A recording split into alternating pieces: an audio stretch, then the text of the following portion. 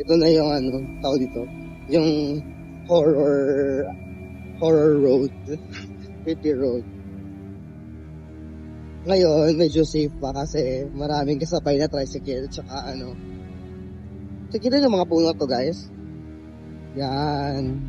Dito yung creepy road, maraming na aksidente at namamatay.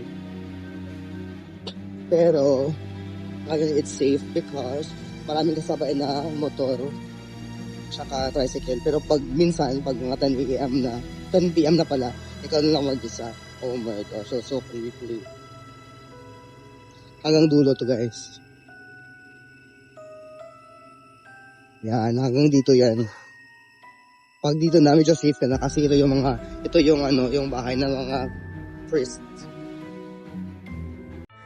So, the following day, kami po ay pumunta ng Triumph Hardware para bumili ng mga materyales para sa aming gate. So, yan. Kita niyo ba yung crane na yan? Tuwang-tuwa talaga ako. Kakalingawin ko yun sa amo niya crane nyo. I don't know why. But I find it like relaxing. So, the following day naman, actually nakapunta na kami dito like first week of December, but to canvas and to check what refrigerator to get. Na bumalik na kami kasi yung pera is ready na. So yan, nakuha na nga namin. Bumili na kami ng cash. So yun, after this, si Gerson yung nagawa ng, Gerson yan, yung nagawa ng gate namin. Trinay niya, kasi gusto niya i-videohan. Excuse me. I'm sorry. Yan, videohan siya namin. Kasi gusto niya nga i-try. Kasi gusto niya din i-post. So, yan. So, inano ko na lang. Recycle. Ipagpatuloy natin yung voice over kasi naputol kanina nung dumating si Gatas. So, pagpatuloy natin. So, yun na nga. Sabi ko, nakalimutan ko paano ko pagpatuloy ito. Yun na nga, hindi pa ito tapos. Excuse me ulit. Hindi pa ito tapos. Kasi kailangan pa namin ng ng atop. Ano ba yung atop sa Tagalog? Yero. Bubong. Ayun. So, yun. Yero, bubong. Kulang pa yan. Kulang pa din ng pinta.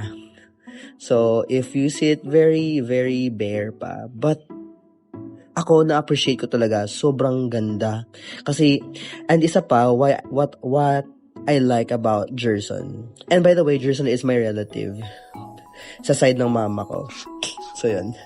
What I like about Gerson is kung ano yung nai-envision mo, nagagawan talaga. Parang may space dito. Hindi ko alam kung ano yung sasabihin ko. So, kukantahan ko na kayo ng la la la la la la la la la la la la la la na bibigyan niya ng buhay. Parang ganon. Parang napipicture out niya kung ano yung nasa utak mo. Ang gulo ko. Basta ganon. So, yun na nga. So, after that, iniisa-isa niya yan. Kasi, check niya if may mga kailangan pang linisin. Yun. So, mahabang process to. Like, I think Gerson visited us here for like 4 days. And then, only paano ba? Nag-iisa lang si Gerson na gumawa niyan. So, yun. Doon naman, another door yan para makapunta kami sa kabilang bahay kina tita. So, yan. So, pass pa tayo. Parang na siya ng tawag dito, Narnia. So, yan. Just Mira nasa labas.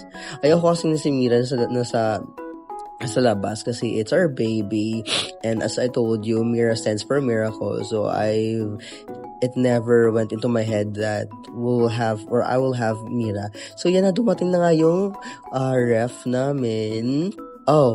So after na dumating namin, sabi ni Gatas, mag-celebrate tayo. So pinayagan ko siyang mag-volleyball. So naglalaro-laro sila. Ako naman, sabi ko mag-video muna ako, then punta ako dun sa mga bata dun sa dulo kasi meron ding volleyballan dun para sa mga bata, so dun ako naglaro. Tapos na po.